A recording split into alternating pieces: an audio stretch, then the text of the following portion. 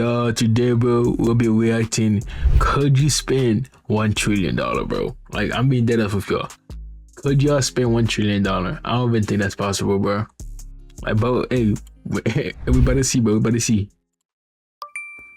You just got $1 trillion. Not a billion, a trillion. But there's a catch. You need to spend all of it in the next 24 hours, or you lose everything.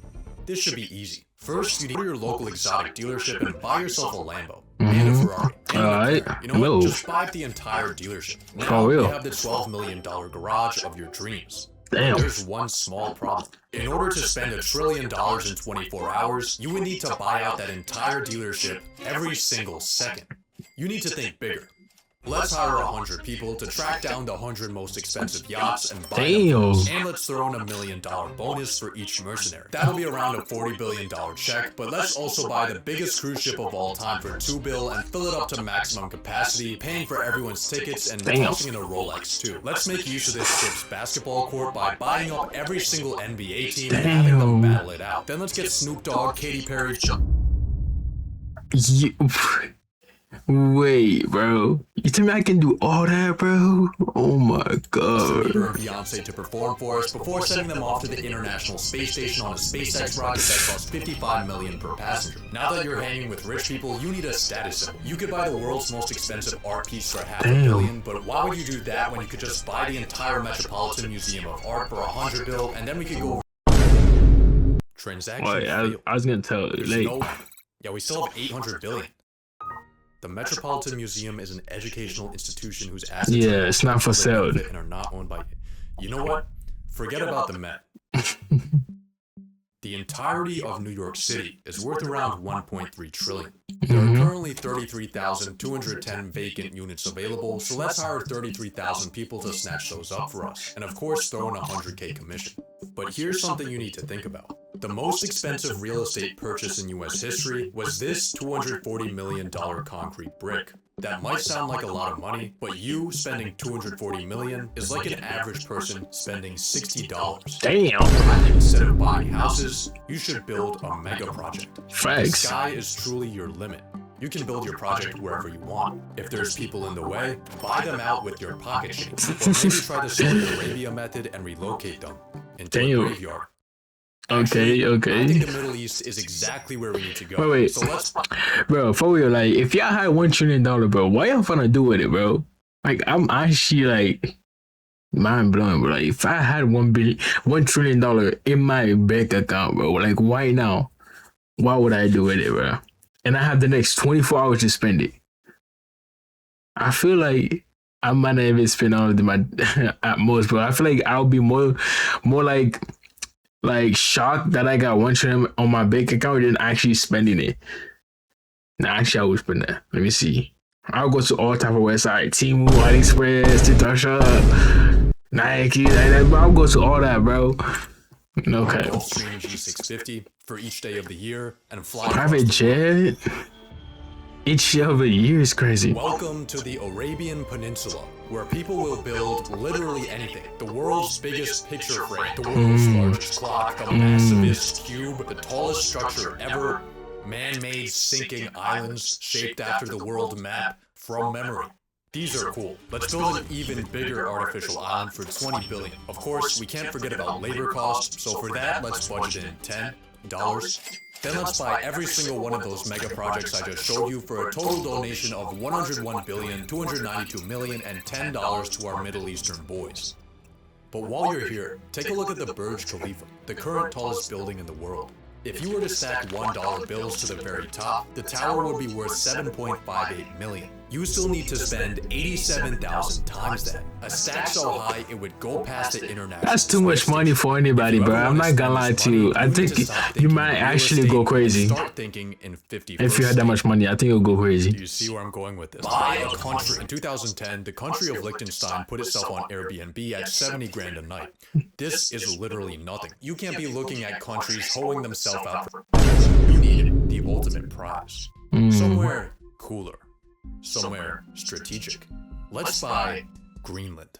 Based on the market price of its mineral reserves, the world's biggest island has a price tag of around 200 billion. We can afford that. But there's one small thing in our way. During Trump's first term, when he proposed the conquest of Greenland, the country dismissed the idea as completely ridiculous and firmly stated that Greenland is not for sale. Okay.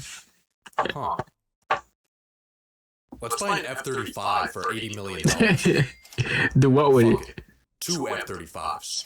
Why do you need them for? 2 aircraft carriers, 3 destroyer ships, 1 ballistic missile submarine, Why? 57,000 Blackwater soldiers, 1 for every citizen of Greenland, now $50 billion makeshift military, and it looks like Greenland's for sale after all. But by this point in your trillionaire spending spree, people are starting to take notice. Your exploits might not have hit TikTok yet, but rumblings are beginning behind closed governmental doors. Luckily for you, there's not much politicians can say once you own them. Buy a politician. We got Trump here for $1.5 billion. Kamala is almost $2 billion, but you do get a free Joe Biden. Let's buy up both of those and every sitting member of the Senate and House for a grand total of $7.2 billion for the entirety of American politics. This is a great deal, but there's a catch. Money influences politics, but it doesn't always decide it. I mean, look at the presidential race. Democrats outspent Republicans and still lost because $2 billion can't buy aura. More recently, Elon dropped millions of dollars campaigning for an election in Wisconsin, only to find out that shit no longer works when everyone hates you. Even BlackRock doesn't always get what they want. $1 trillion gives you access to almost everything, but culture and public perception. It doesn't, yeah, for sure.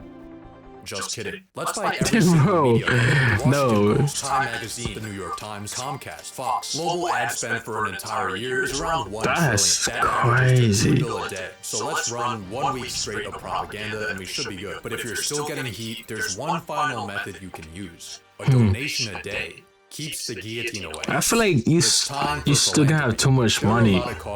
You won't be able to spend that much in 24 hours.